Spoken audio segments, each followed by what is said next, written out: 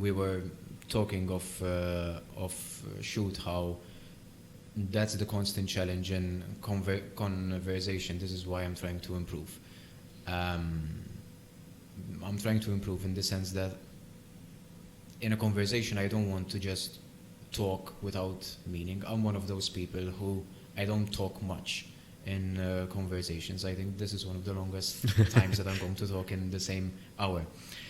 But I realize how communication is a keystone of making myself better for all of us really, but myself in particular because I was not a big communicator.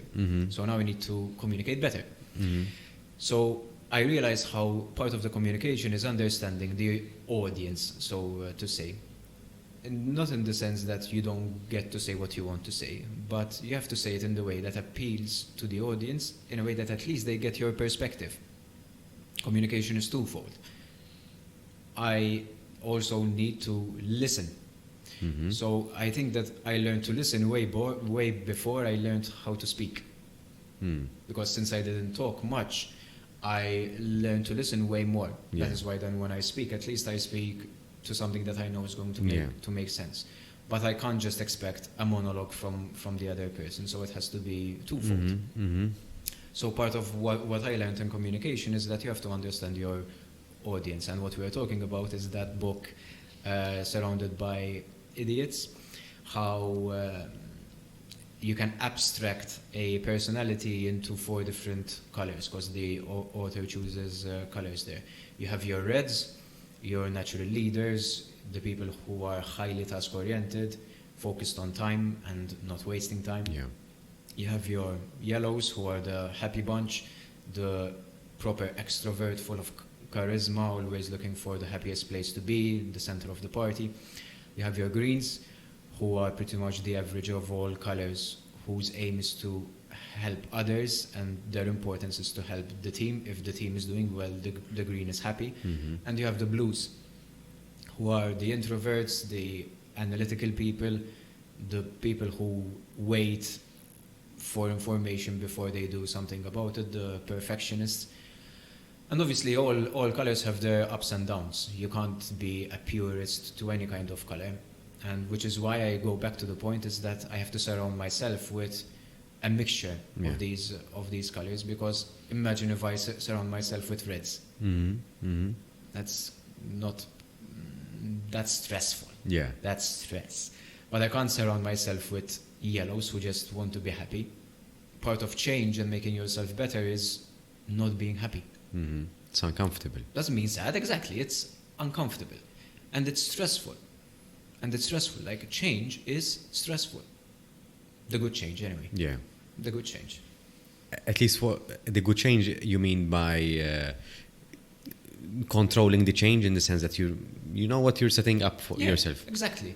If something has to be made better, it has to go through transformative change. Transformative change is the hardest kind of change, because you're making something different. You are changing, as we like to say, the modus operandi. How something ticks. Yeah. And it is not a short process. Like, going through change it's uncomfortable. You are literally, as they say, you're going out of your comfort zones. We have seen, I think, so many reels on social media, how it's important to go out of your comfort zone. No, it's become a buzzword for so long now. The buzzword. But what they don't show you on social media is that behind every successful person, there's a journey of change and being uncomfortable for days, months, sometimes years. Yes. Which is important. And I don't think that any successful person is finished. Because they realize once you get a taste of success, it's a way of life, I would say. It's a way of life. It's a way of how you want to experience life. So one success is different for everyone. For some, success might mean that they have a job, have a family, have children, and that is success to them. And everyone has their own interpretation of success. Exactly. However, we are pushed toward a certain type of success, which is, as we were discussing before, money-driven. That you have to have money in order to be successful and to be happy, which is okay, money can translate to success to some extent because you are successful in that area, perhaps, but I definitely not happiness. As we were discussing before, money is a tool that can bring you close to leading a comfortable life for sure, Yeah. and thus can bring you happier, can bring you closer to happiness to some extent. But Yeah. happiness comes from within. Happiness comes from within, and you have to define your own happiness, because I totally agree is that everyone has their own form of happiness. Happiness is entirely subjective, but you have to take the time to understand what is truly making you happy. Mm-hmm. Mm-hmm. That was part of my journey to get here.